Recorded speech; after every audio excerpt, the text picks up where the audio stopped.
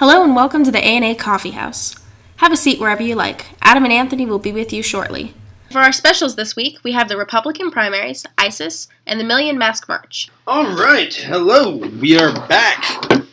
We are back. From what? From a week-long break. There has been a week since our last podcast. We are back. We have returned. The return of the Jedi? Us. Yeah, us. The us. I'm done with Jedi. I'll accept Jedi Jedi. King. Return of the King Jedi. Return of the Sith. The return of the coffee grinders. Yes. I like how you went for the bad guy. Now, I make an interesting film, The Coffee Grinders. I'm actually Killing increasingly people. fond of the Empire. It was a bit of a tyranny, but I prefer them to the Rebels. The Rebels are really bad. We can discuss Star Wars politics after this. Let's do that. Not during the podcast. Oh, Let's right. not inflict that upon our listeners. All right, So- so I'm Anthony DeFranco, and we're here with Adam Kincaid and Alvaro Gutierrez. Is Álvaro Gutiérrez Valladares. Good to meet you all. And Ariel Ayers. All right, so A beloved editor. that is us. Yes. We're in a different location today. We're not at the pool house. I'm sure you noticed. Yes, we are now here at... Take a moment to look around Don't at say our the new name. environment. Yeah. We are in a lovely little studio right now. Nice wood-paneled walls, lots of interesting lighting, mood lights along the edges that are actually really cool and we should totally turn on a little bit. Yeah, They already are. Nice big patio windows looking out over Monterey Bay. An area. view. Yes. Yeah. So, our first topic for the day is the Republican debates. Again, a reoccurring topic. This is part 4 in an 8-part series.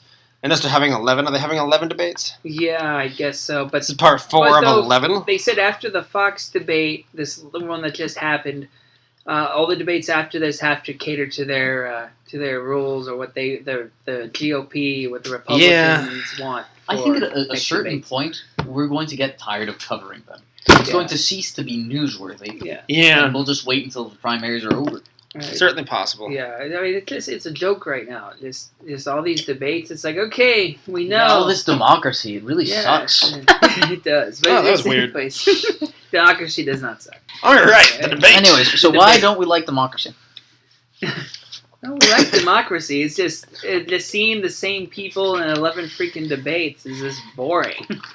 Like, we know their positions. We know that they're going to say the same old crap, regardless Republican or Democrat. It's like, okay, fine, we know. Let's go right to the voting already. Okay, Well, we you know, need just because 3. you follow politics. Yeah, There's a lot of people whose only contact with the issues and with what the positions are Mm-hmm. is the debate. True. Yeah. So they only it's get to see actually the people very 11 informative times. for a lot of people. Mm-hmm. A lot of the Democrats are really, really angry right now because the Democrats are only getting 6 debates. Only 6. Yeah. Wow. And so they're talking about how terrible that is, how it's really, really bad for the Democratic Party, how it's really, really going to hurt them. Mm. Only 6. It doesn't give anyone enough time to get to know them. Wow. We only had one in Spain. Well, I think people have... And they weren't primary debates, they were debates for the actual elections. We don't have primary debates. We don't actually have primaries the way you have here. It's often We're held special. up as an image of what democracy really looks like. You're actually choosing who you're going to choose instead of having these secret people, the secret chambers, the top of the parties decide who is going to be there. Although, since, well, let's leave that aside. In any case, yeah, this is what you look upon as a broken system. Many places actually looked upon as something quite positive. Mhm. I don't like it. Well, the big thing they talk about when they talk about us having a broken system is our current situation with the House and the Senate where we can get nothing whatsoever passed at all Mm-hmm. on either side of the aisle. Yeah. We've got nothing And happening. it has a Republican majority on both sides now. We should perhaps talk about that at some point, Mhm. but for today, we should maybe center on the primaries, which Yeah, is our main that is topic. All right, so first off, like always, who won the debate? I have no idea. I never saw it last night. I'm sorry. I was doing business. Okay. What kind of business? I'm not going to mention the name here on the show, but I have a video editing business, which also does the audio for this show. Yeah, so who won? I have no idea. Well, really, who won? That will depend on who is listening. That's True. There's such a Who wide do variety. most people we might agree want won? to see what the Who do polls you say. think won? The polls are saying Who do the polls say got most out of this debate? 3 people. They're saying 3 people gained a lot in this debate. 2 of which are surprising. One is Marco Rubio. They're saying Marco Rubio kicked ass. He was absolutely fantastic, and he was. He did a very, very good job. He has a whole bunch of really, really good moments. One of his most popular moments turns out to be a complete crock. He had a great moment where he said that we need to focus less on higher education and get people to start just going and getting jobs. Just, by the way, anti-rationalism is a terrible position to take, and usually a position people take before they do really irrational things. The anti-intellectualism of that bit of that debate is really, really disappointing. I was going to say, he's one of several who's advocating less higher education and complaining about the Democrats always being worried about higher education and colleges. The funny thing is that in order to talk about having their complaints about philosopher kings and talk about whether it's more necessary to have manual laborers than philosophers, you actually have to do philosophy. The you have quote to that you're actually weigh the worth of these different. The quote that Alvaro's referencing is the quote that I'm talking about. Same exact quote. His big winning moment of the night was one of his big moments was. Welders make more than philosophers. We need more welders and less philosophers. So we need more workers instead of intellectuals. Correct. Well, but you certainly need to know Wow. why you are doing things, Why- what you are working for, what you want to build. Why can't we have both? Well, That's the yeah. thing. Why can't we have an intellectual worker? What are they so afraid of? That's the thing. Why are the Republicans so afraid of having an intellectual Well, worker? but this because is- half this of what they is say merely- is just wrong. The problem with anti-intellectualism isn't a problem exclusive of the right. I mean, you have people like, interestingly enough, Dawkins, famous for supposedly being very pro-reason and being a very rational man, and he will go on about how philosophy is outdated. Atkins as well. He had his reasons. The Atkins well, diet? No. Oh. No, another English intellectual. In any case, because, well, when you have an irrational position, you don't want to deal with philosophy, which is going to examine Understandable. these beliefs. And it's a very dangerous position to take, and it's extremely stupid. Well, how you're going they're to all doing appeal it. to masses by saying stupidity is good. Well, it's because they No. want a stupid worker who will listen to whatever they say. Disclaimer, and- we're not pretty calling much. workers stupid. No. Yeah, No, we're not. I don't but think that's what workers the are The anti-intellectual. Republicans want a worker that is It is the implication, anti-intellectual. yes. But, Well, then, and but not that's the specifically- problem. not- It's not the workers who are being anti-intellectual. It's the people who want to guide the nation. So if you want to guide the nation and defend the common good of society, you need to know what the common good of society is and what you want to guide the nation to. And for that, you need to have a philosophy. Yeah. A philosophy of public policy, a philosophy of life. This is just mind-boggling that they would say things like this. But again, not just in this debate. Go back and look at some of their earlier arguments from the past few years, and you've got them debating the easy solution to student debt. It's really, really easy. Just only make college for rich people. College should be for the rich. They can be the few, lawyers and doctors and things, while the poor just don't go to college because we need manual laborers. Let's go back to the medieval times, guys. That was an actual thing the Republicans proposed. Wow. And In defense of medieval times, you could go to college even if you weren't rich, only you would probably have to be a monk. hey, monks. So nowadays is worse, is what you're saying. Under that. Oh, no, I'm saying medieval times are better. Oh. Oh, okay. I'm quite fond of the Middle Ages. But so, my favorite thing about that quote, about the welders make more than philosophers, we need more welders, less philosophers, is if you go and look at the Bureau of Labor, the average welder makes around $37,420, while the average philosopher makes around $63,630. So What's the ratio? those Number people of- working in philosophy actually tend to make about twice as much as welders, so he's No, actually just factually incorrect. No, I think he means that they make more things. No, he's talking about money. He was talking about money. Yeah. If you look at the round of the court talking about that, we need more better paying jobs. It's all these liberal arts colleges that are ruining the people because it just makes you no money. You need to go and learn how to be a practical person to actually make more. That sounds like practical advice for someone who's trying to go to college, not policy. That's. Yeah, no, I'm afraid I wasn't there for that bit of the debate. Yeah, no, he's talking about cash.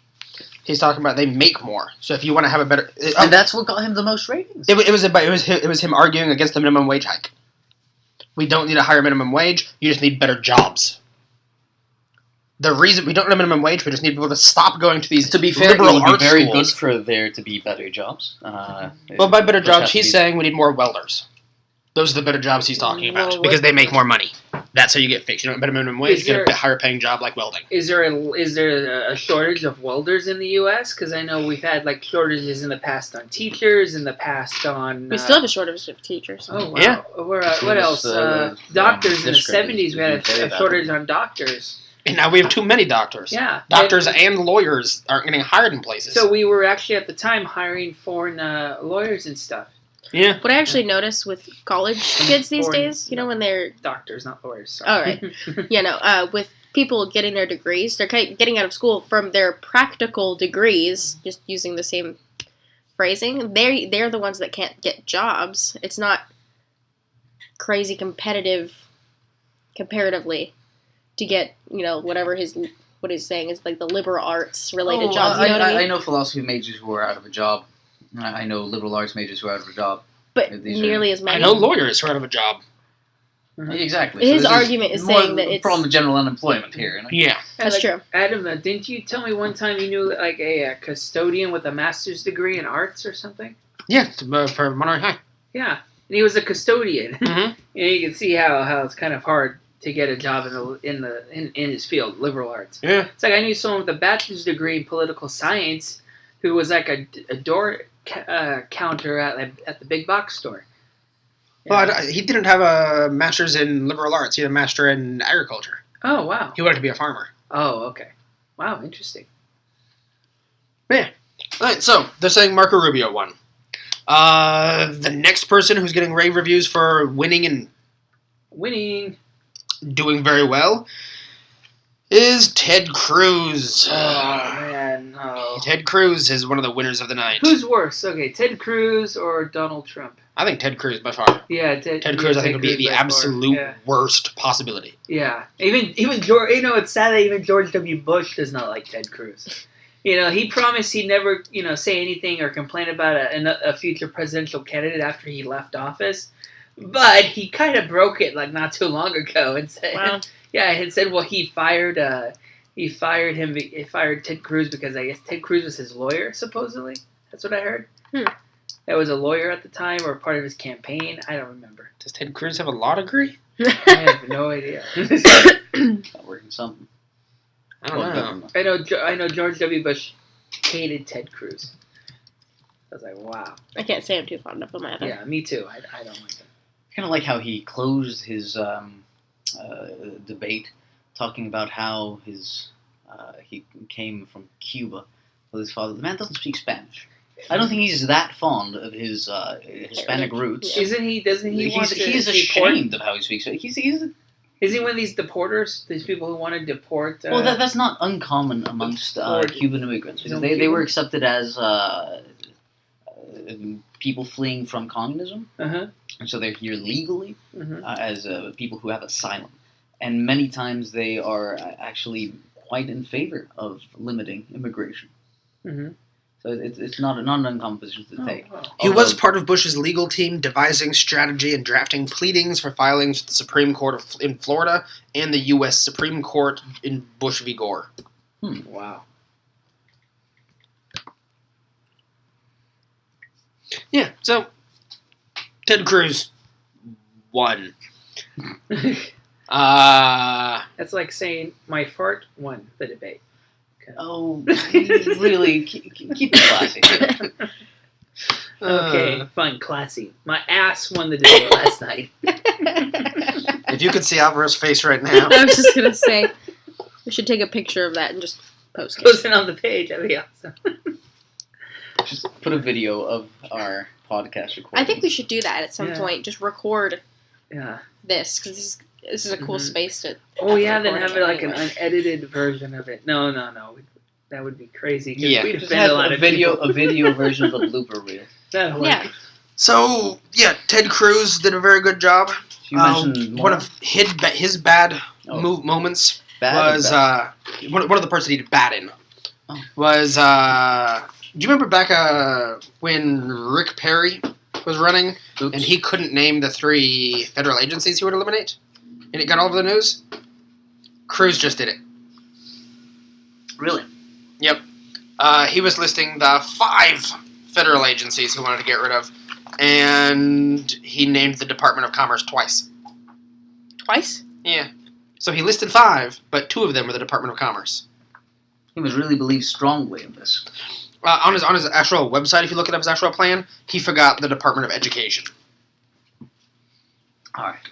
So, Yeah, that's the reason the Republicans hate the Department of Education.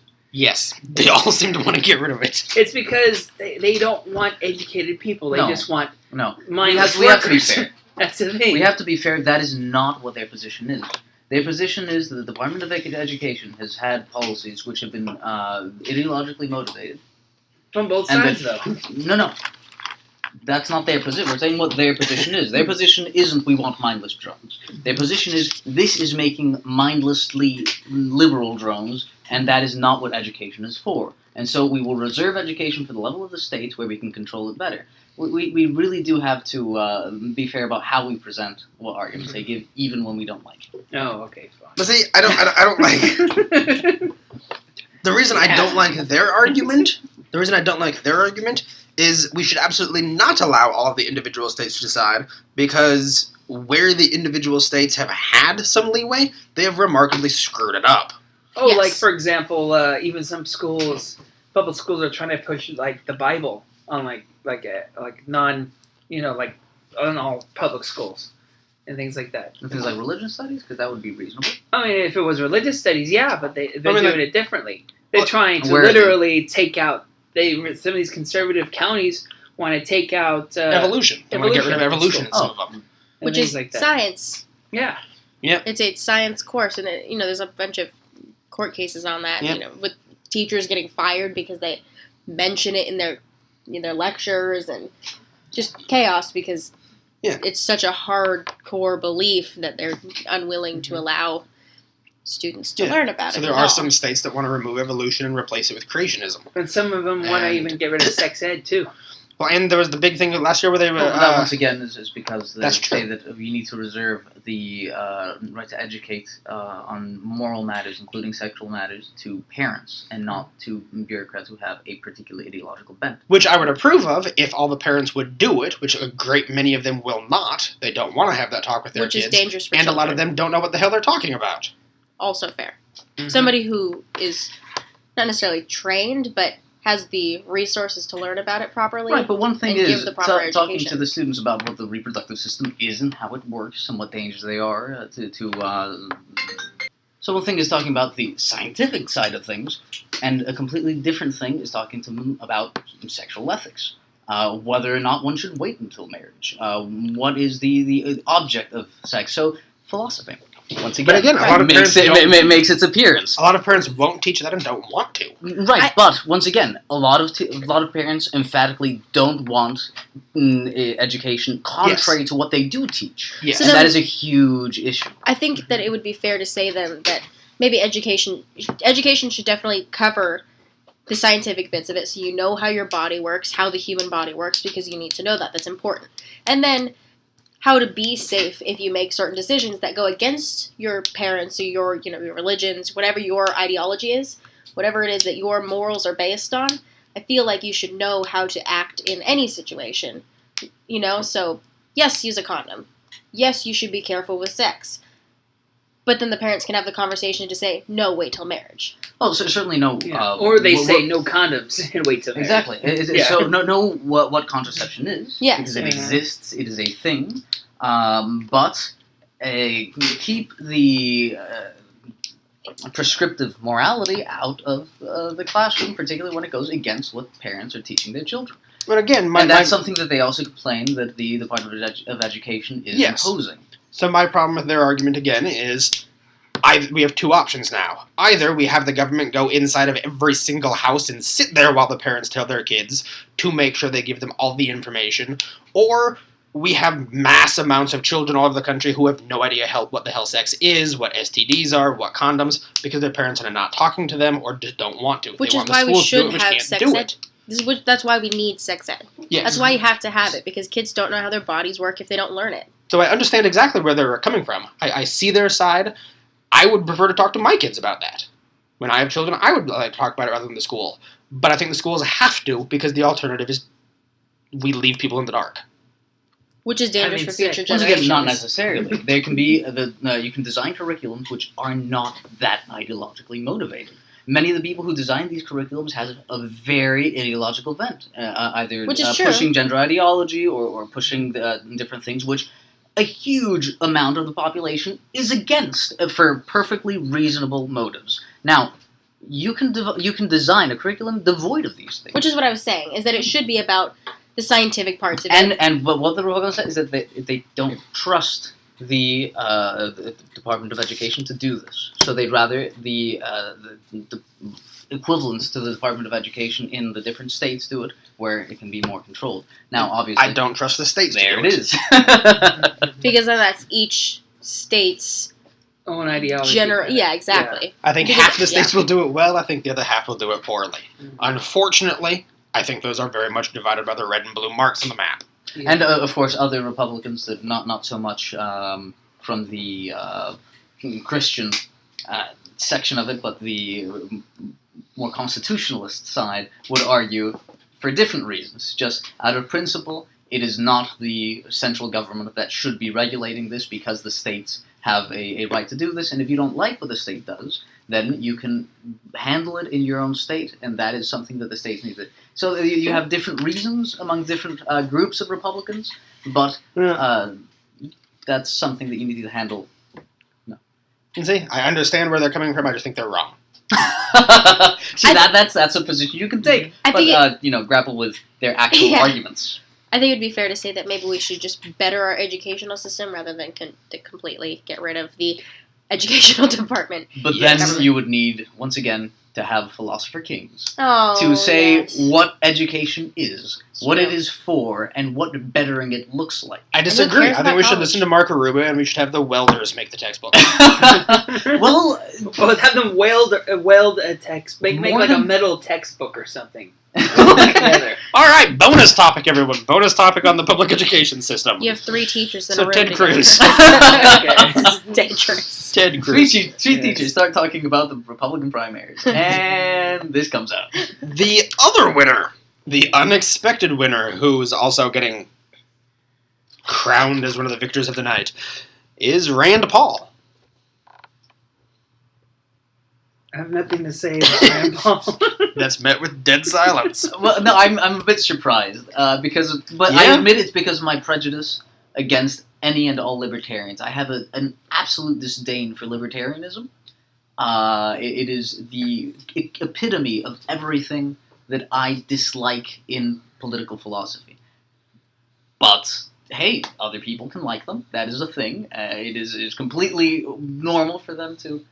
Way to not be biased. Yeah, I need to be open about my bias so that they know to look out for it. When I talk about Rand Paul and libertarians, I will likely be either overtly or implicitly hostile, and that's a thing. That's a thing. I'm very sorry. I can't help it. Yeah, I'm surprised by his victor. When's the last time we talked about Rand Paul? I forgot about Rand Paul. Well, he had one fantastic moment in the debate, which was with Donald Trump. They were talking about the Trans-Pacific Partnership, and Donald Trump was talking about how it was a terrible deal because it doesn't talk about currency manipulation, and that's what China uses, and China is the #1 abuser of this country, and the Chinese are terrible, and we really need to be careful about what the Chinese do, and none of it's addressed in the TPP. In the 6,000 the 6,000 pages of it, it does not address the #1 way in which China abuses this country. Rand Paul says, well, maybe we should mention that China is not a part of this agreement. At all.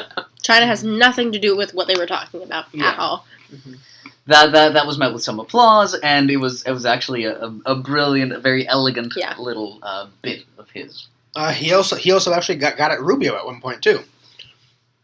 There was one point where Rubio was going over some of his plans, and Paul says, "Marco, how is it conservative to add $1 trillion expenditure to the federal government? You cannot be a conservative if you keep promoting new programs you can't pay for." Although this is also very interesting because it speaks to a fundamental division inside of the Republican Party, which a lot of people are very unnuanced and just kind of read the Republicans as one thing. There's a huge amount of currents inside of it. So there's some who are very into fiscal conservatism and the economic side of it, the libertarians, that is Rand Paul's side of it. But there's also the Christian right there. And what they were discussing was Marco Rubio's tax plan to favor families, saying the family is the fundamental unit of society. We need to protect the family. And things are really expensive. Having kids is expensive. We need to realize this and help families out. And that is what Rand Paul was railing against. So this would appeal greatly to that part of the Republican Party who is most interested in the debt. The deficit, growing our debt and facing all of this. But Marco Rubio will appeal on that debate a lot more to that side, which is concerned about family values. So both of them appeal to a different subset of the Republican Party. Well, did you see Paul got a second jab in at Trump on the TPP? Oh, I don't remember that. So shortly after the whole, you might want to point out China's not a part of this deal. He got to go on and talk about how the TPP actually hurts China, therefore helps what Trump is saying.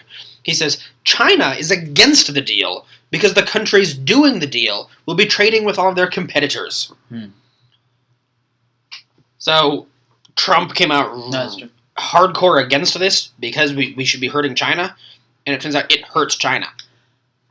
Well, it also hurts all the people who are in it. The free trade agreements have notoriously been counterproductive. See what the NAFTA has done to Mexico and the United States and Canada.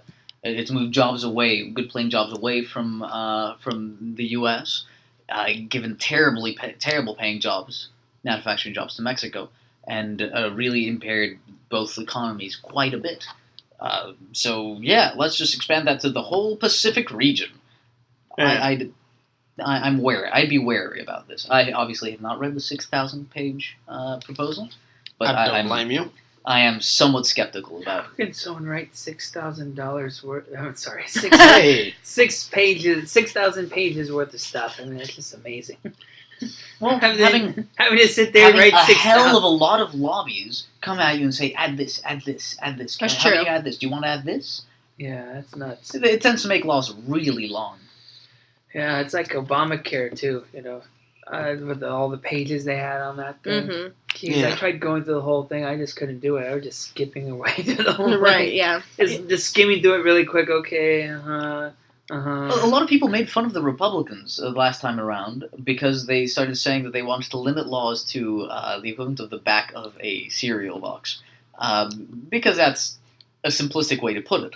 Yeah. But the fact that laws are so long and so many things get added onto them is a serious issue. And just poking fun at how they express this is not a way to address the issue.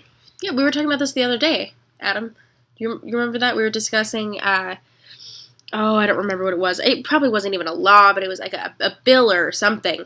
And it was addressing a certain issue, and then it got overturned and discussed and discussed and discussed. And then by the time it came back, it was under its same title, but nothing in it was the same.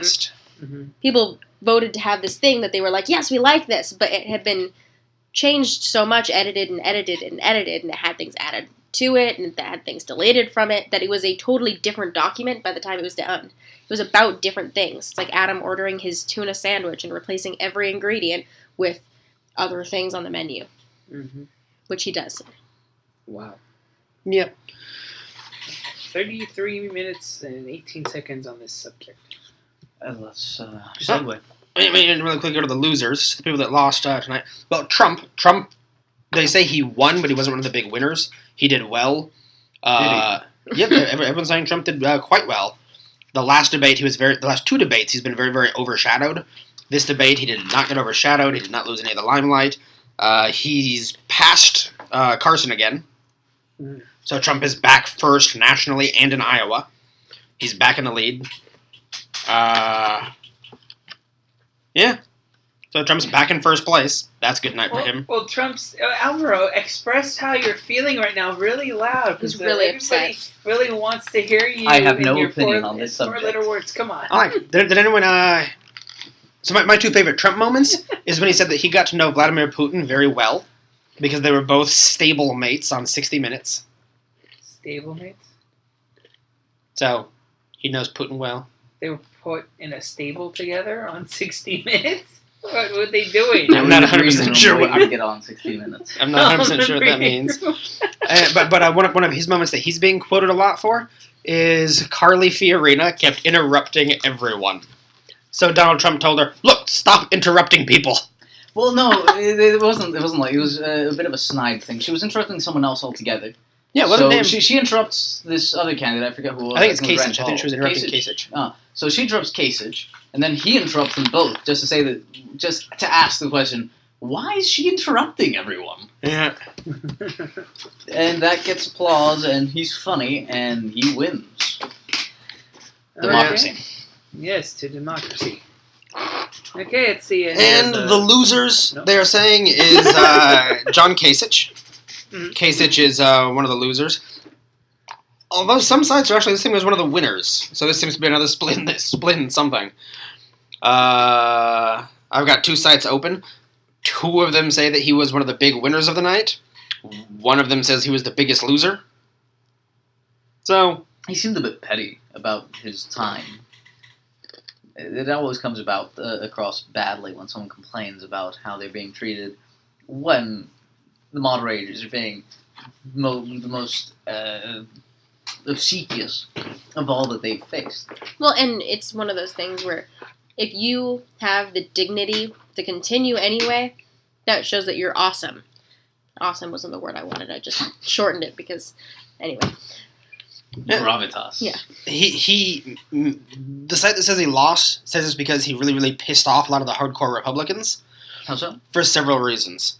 One, he very much supported the Trans-Pacific Partnership. He said it was absolutely critical to America. He accused Donald Trump and anyone else who wants to deport illegal aliens. He says deporting these people, getting them across the border, picking them up and moving there is silly and it is not adult. Fair enough. And Did you really say silly? yep, that's a quote. Silly and not adult. That's actually very fair. And talking about the banks, he was very, very much for the bailouts.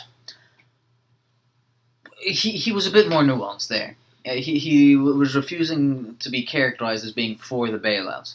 He's just saying that when faced with that situation, you can't be simplistic and just say let them fail, because them failing isn't just them failing. It's all of the people who have money there, the millions and millions of people who have their life savings in the banks. So you have to do something in order to protect them. He wasn't saying you need to bail out the banks. He was saying you need to protect those people. That is your main focus as an executive. And that's actually a fair point. There we go. All right. Topic number 2. Yes, indeed. All right. So, topic number 2 is ISIS. So, to begin, I have a question for the three of you. ISIS. Still bad? Hell yeah. Pretty bad. Yeah. Adam, I know where you're going with this, and I'm not going to reply to you. Because Adam, they Yes, still bad. Yes. ISIS blew up that plane with the Russians in it, the passengers. Oh yeah, ISIS Over has Egypt. been in the news an awful lot this week. Yeah. Tell us about it, Tony. Well, what was it? Last week, a plane full of tourists leaving Egypt was flying towards Russia. Before it left Egyptian airspace, the plane blew up, And U.S. intelligence and British intelligence were saying there was chatter intelligence of a terrorist attack. And then the Egyptians and the Russians were like, oh, we don't want to jump to conclusions and stuff because, one, Egyptian tourism hasn't been doing well since the whole Arab Spring the thing that happened a couple of years ago. And also, it's something to do with something about the Russians not wanting to. It's something about morale or something with their country didn't want to immediately say it was a terrorist attack or something. I don't know exactly what it was for the Russians why they didn't want to immediately jump to that conclusion. But Probably because they're tired of everyone jumping to terrorism as their answer for everything. Yeah. Jumping to conclusions is not that great historically. Yeah, true. And so I think the Russians have the last couple of days bent a little bit, saying they think it was possibly a terrorist attack. I think by this point they've pretty much take for granted that it was ISIS. Yeah. So the U.S. says it's ISIS, British intelligence say it's ISIS, the Russians now say it's ISIS, and the Egyptians are kind of like, we don't want to say anything. Look at the pyramids, they're really pretty. Yes. Please don't leave our economies in shambles. Come over here, Ben Carson fans. You can come inside and look at where we hide our grain. Oh, I knew that was coming at some point. Oh, yeah. So that's pretty much it. Yeah, so ISIS claims it bombed a plane going between Egypt and Russia. Maybe it did, maybe it didn't. The jury's still out. It got ISIS in the news. Why else has ISIS been in the news? Beheading Christians, beheading people. Recently, Just the opposite of that, actually. Recently, they've freed some of the Christians that they've taken, the Syrian Christians that they took in conquering, I forgot what city. They took hundreds of them, and by now they've released 88, I believe. In this case, right now, they've released 30-some elderly They just Syrian released a bunch Christians. of elderly Christians. Wow.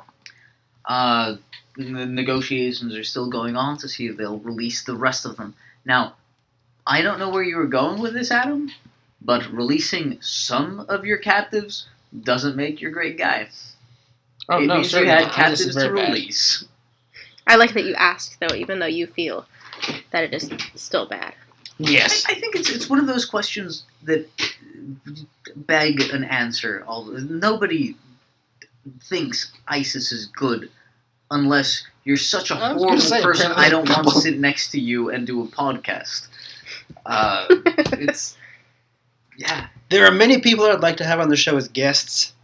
ISIS is not one of them. exactly. Unless we're referring to the Egyptian goddess. She can come onto the show. See, I think the four of us are quite willing to sit across people who have wildly different opinions from us. I, as much disdain as I have for them, I'd be willing to sit and talk to a libertarian, probably very loudly. Not so a Mohammedan terrorist. Yeah. I think that's a fair opinion to have.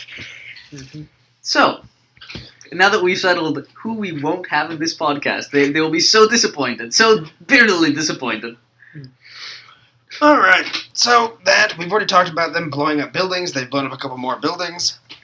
And the big reason ISIS has been in the news all over the place is we've had a number of women testify lately as to ISIS running a massive sex trade operation. Capturing women, particularly of the Yazidi religion, which is a portion of either Iraq or Syria. Nice burp. Yeah, it's a good burp. It's a portion of either Iraq or Syria. Syria, isn't it? Mm-hmm. Syria, then? So, No, Northern Iraq. Northern Iraq. Oh, Northern Iraq is it? Yeah, the Yazidis are an ethnic and religious minority in northern Iraq. And their religion, they believe in a single god. They believe that they are monotheistic. And they believe that there's a god who speaks to humanity and protects them via a peacock angel. So, NBC. Time Magazine, actually. That's a quote from Time Magazine. Well, not a quote from Time Magazine. That's the description in Time Magazine. Yeah. So ISIS has been going after them hardcore. ISIS claims that because they are not Islamic, they worship the devil. The peacock angel is a devil. It's the devil. And thus they need to be punished. So they've been killing all the men, beheading them, capturing the women, and selling them into sexual slavery. Mass sex trade. A number of girls just testified. A 20-year-old woman talked about how she was purchased by a creepy elderly man working for ISIS, and she begged another member of ISIS, please pay more and buy me instead. And the guy did. So she was quite pleased to be sold to this man instead of the creepy elderly man. But then he came back a couple days later after treating her very nice. He was actually very nice. He was very friendly. He took good care of her. Then he came back and said that they had been informed that all of their sex slaves will become very, very good Islamic women if they are raped by 20 warriors of ISIS. So he then turned her over to 20 members of ISIS. And she was there with several others. And they managed to escape eventually afterwards, where they were rescued and are now testifying against us all. Against who? ISIS. Oh, I think you said Assad for a moment there. Oh, okay. No. Okay. It's like, wow. I heard Assad is bad, but not that bad. Yeah. And one of the big revelations in this is one of the girls who was testifying claims that her owner in the sex trade business was American. It was one of the Americans who's gone over there following ISIS. And the thing is, this whole sex trade has been a huge selling point for foreign fighters. Mm-hmm. A lot of people are going because of this. Mhm. It's Disgusting. enraging. Yeah. Yeah. Both of those words are Mhm. good descriptors. Yeah.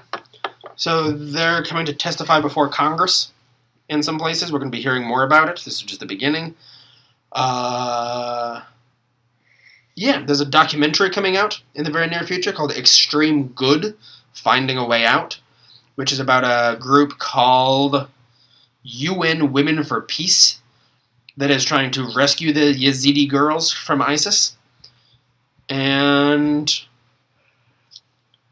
yeah, a lot of this seems to be taking place in Iraq. Iraq seems to be the big place where this is happening. As of right now, they estimate that about 3,000 Yazidi women and children are still in ISIS custody. And we should be hearing a lot more about this soon. One of the big things that also pissed a lot of people off is a lot of the women who were rescued say that they don't remember much of it. And the women who do remember it say they think they know why. Which is because everyone, the women, the children, all felt dizzy most of the time, had headaches, and they've got a pretty good notion that their food and drinks were drugged. So just keeping them dazed and out of it for a while. It's awful. They're also talking about how the ISIS fighters, when they fed them, would put glass in their food, fill their food with glass, and when the babies they're taking care of, they would take their used diapers and drop them in the drinking water before they were allowed to drink. So, Why? You know? seems just spiteful at that point. At that point. Well, it's probably to keep the victims sick all the time that they can't really fight That's true. or anything. That's Just so you get them sick, enough where, and incoherent, they can just do whatever they want. Yeah. So. well, and you further adding to the terrible, awful things that the victims were having to go through. The more useless they feel, the less willing they are to fight. And it's awful. Mm-hmm. It's disgusting. Mm-hmm. I'm kind of torn. On the one hand, repeating all of these stories does bring home just how god-awful these people are. And might perhaps impel people to do something about it. On the other hand, it's a bit morbid and kind of what they're going for. I mean, the reason they have all these videos out, and the reason they themselves tout this, is because it makes people talk about them. It makes It's people true. fear them.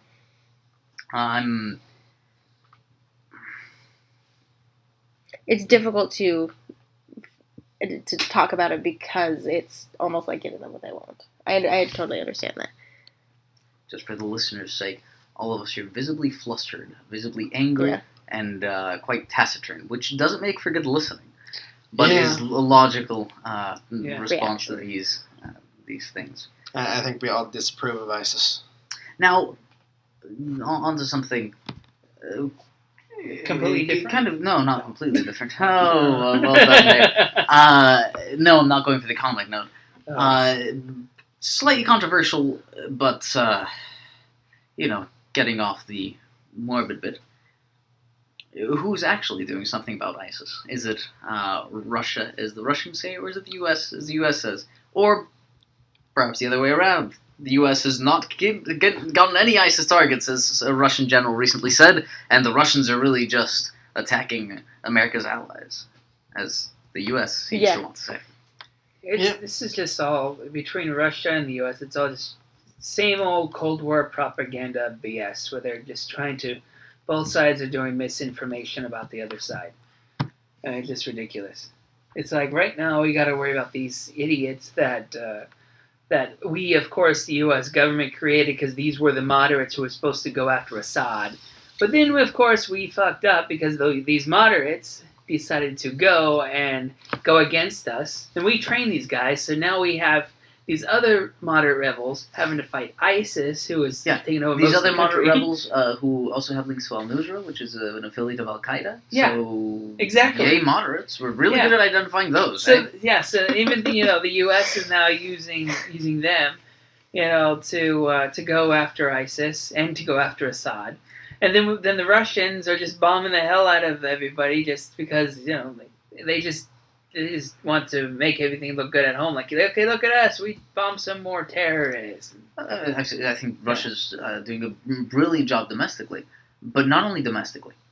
They're doing a brilliant job in the area. They don't want the West to think they're good. They know that's a foregone conclusion. Mm-hmm. So they're telling the people in the area, look what the United States has done to their allies in this area. Look what happened in Egypt.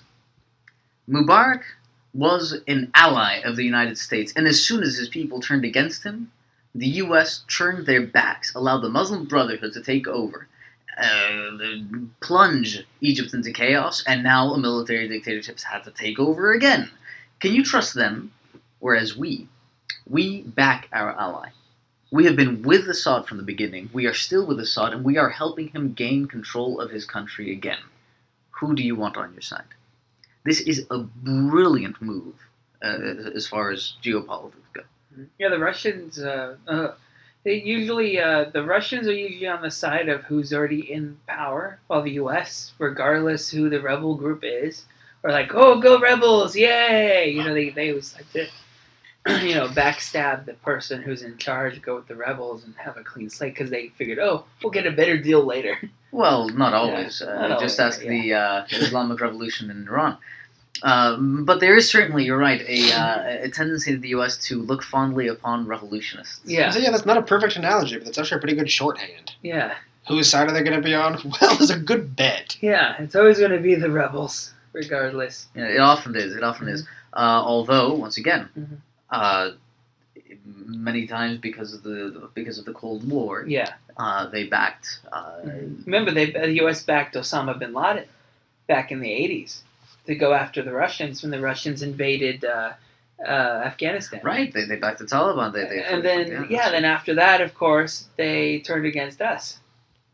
So we're like today, we're continuing the same usual Cold War playbook when we need to stop the Cold War playbook and try something new. I mean, it doesn't always work. And in part because they keep replaying the Revolutionary War in their head. They think a revolutionary is a person who backs liberal values. Yes. And that's not the case. The case, no. That's not always the case, and it's increasingly unlikely. Well, there's a current group of rebels out there called ISIS. So Oh yeah, well remember the U.S. used to back them. Remember that briefly? I do remember the brief United Yeah. States backing of ISIS. Yes, I do. Yes, and then President Obama had to come out and be Which, like, by the "Yeah, we way, started that." once again, it's interesting that Obama got the Nobel Prize for peace instead of Putin. And this is a bit tongue in cheek, by the way. Oh, Just in case people don't see the fact that I'm smiling. yeah. Because when these both the U.S. and England and France were voting about whether or not to start bombing Assad because of his use of chemical weapons, it is Russia that brokered a deal for Assad to turn in its chemical weapons in return for the West not to attack. So hey, once again, one for peace. Yeah.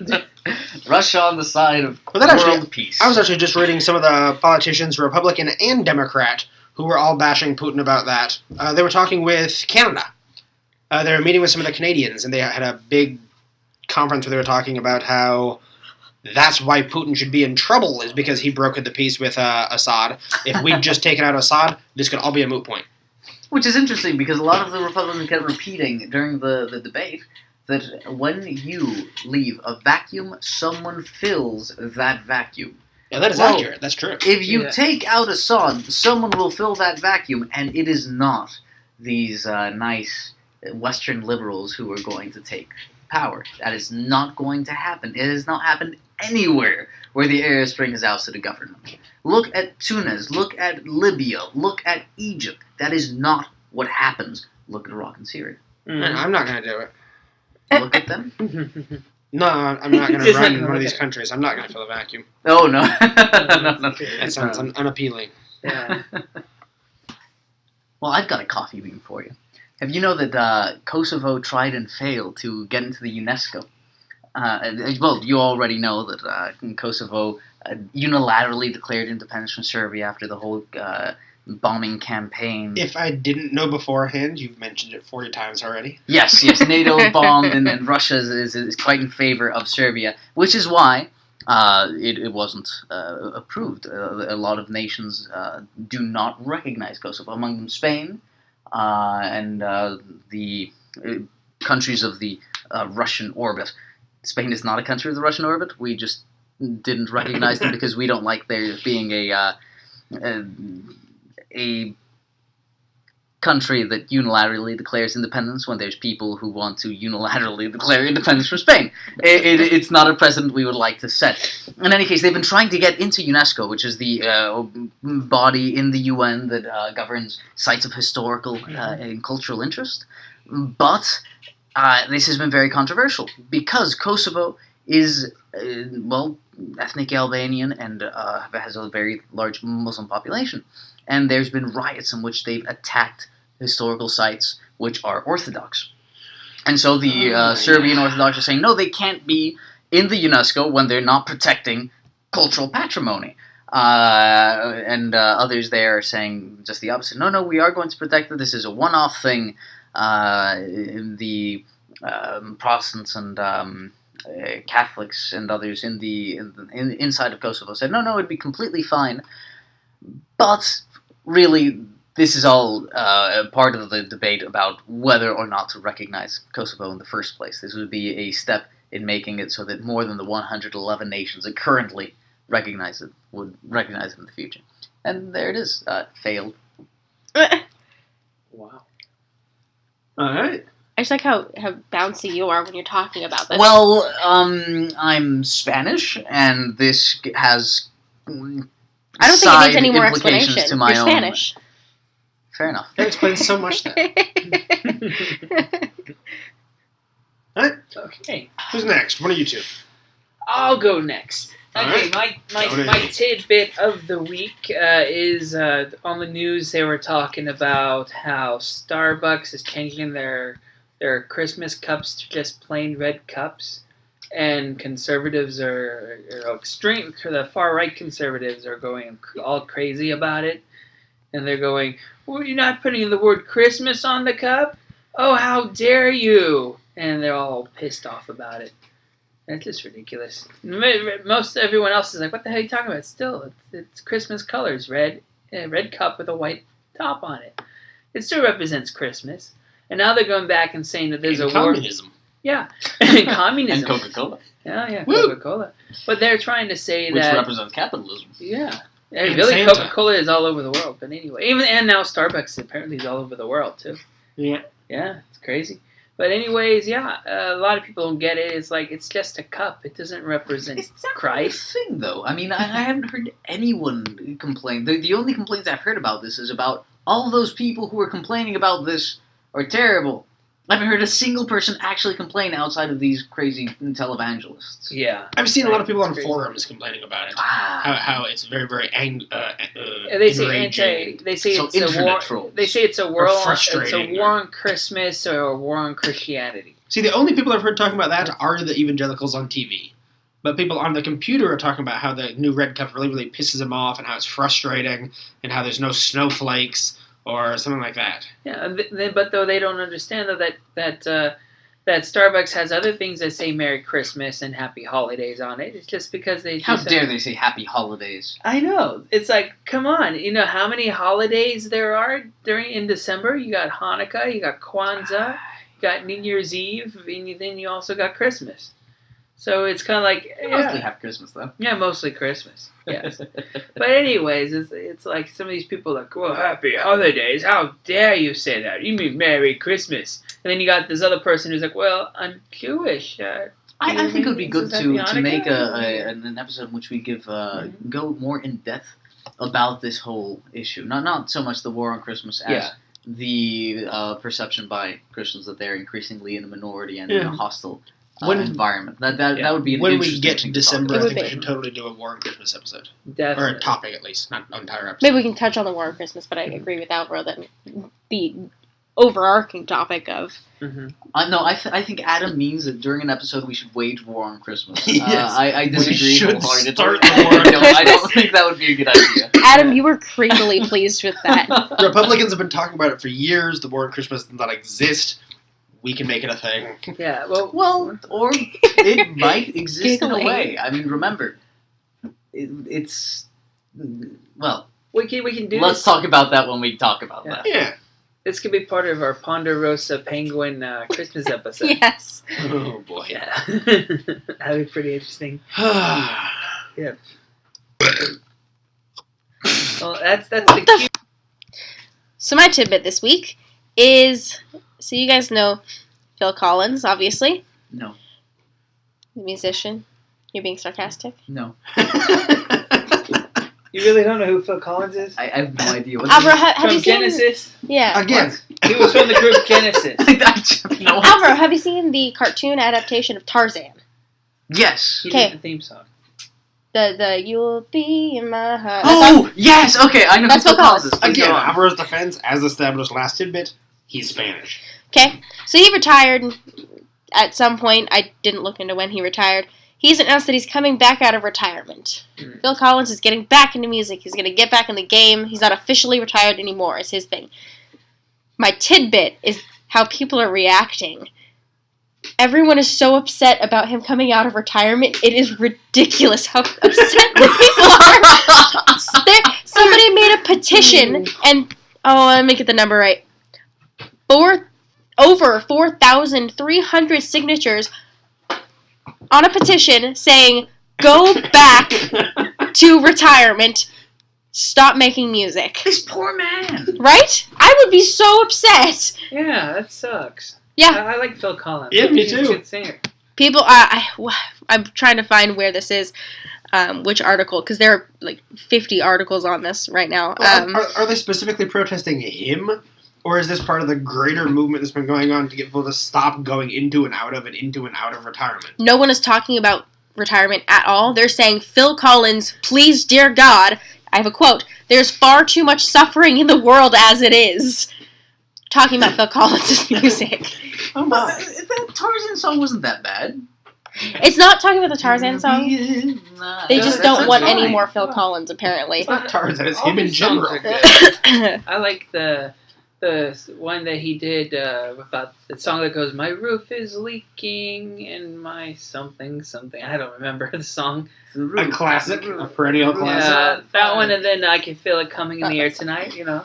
That sounds dirty. So yeah, the popular one. Yeah. Everybody wants every time I know for me, every time I see those drums, like a stack of drums and stuff, like a drum set, I do kind of like to go behind it, pick up the sticks really quick, and do that. You know that. I just want to clarify that Tony just referred to a drum set as a stack of drums. Sorry, you know what I mean. A drum set. You just want to do that part where that's that part he does with the drums. Then you want to start breaking into the main chorus of the song. I actually don't know what you're talking about. I know exactly what you're talking about. I've done it. It was really cool. A friend of mine at a party once, him and his band, they were taking a break, and I was like, "Can I play with your drum set for a moment?" And he's like, "Sure, why?" I was like, "Well, I've always wanted to do something." He's like, "Okay." I just did it, right? He's like, "Oh, Phil Collins." Okay, everybody keeps wanting to do that. Yeah. So yeah, that was my tidbit. I hope you guys enjoyed that idea as much as I did because That was it's enjoyable. ridiculous. Once I knew who you was, Yeah. from then on, it was just all up. So, Singapore has a school. You know how a lot of places have... People get educated. What? At least one. It's the you worst know how, tidbit ever. Adam. You know how a lot of places have like fancy ballet schools, a world-class Oh. ballet school, or world-class circus school, San Francisco, or world-class opera, things like that? Do you know what Singapore's big school is? Or has the big famous school of? Well, probably not famous. Apparently famous, actually. I've got the stats. What's Singapore's famous school? Mermaids. Actually, not to rain on your parade, but that's totally a thing. No, People it is. being I've got mermaids. stats. No, in America, people I went to high school with are Mermaiding? becoming mermaids, which Yeah.